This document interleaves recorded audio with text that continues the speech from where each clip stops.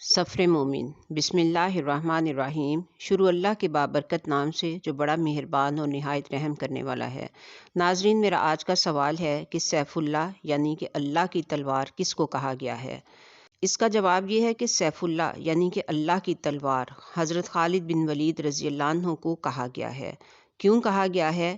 وہ اس وجہ سے کہا گیا ہے کہ حضرت خالد بن ولید رضی اللہ عنہ کی جنگی قابلیت کا اعتراف سب نے کیا، لیکن سب سے بڑا اعتراف یہ تھا کہ خدا اور رسول کی طرف سے ان کو سیف اللہ کا خطاب ملا، جس کی تفصیل یہ ہے کہ جس روز میدان موطا میں غازیان اسلام مدینے سے سینکڑوں کوس کے فاصلے پر مصروف جنگ تھے، اسی روز آن حضرت صلی اللہ علیہ وآلہ وسلم کو مدینہ منورہ میں الہام الہی کے ذریعے سے تمام حالات جنگ کی اطلاع ہوئی۔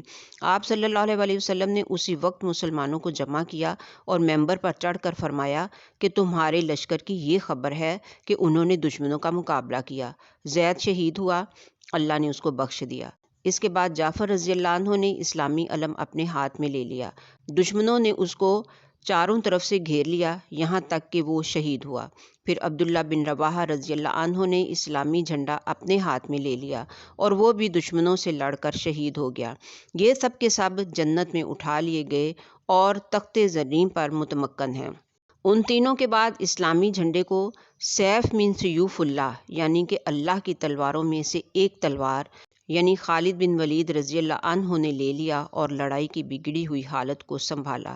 اسی روز سے حضرت خالد بن ولید رضی اللہ عنہ کو سیف اللہ یعنی کہ اللہ کی تلوار کے نام سے پکارا جانے لگا۔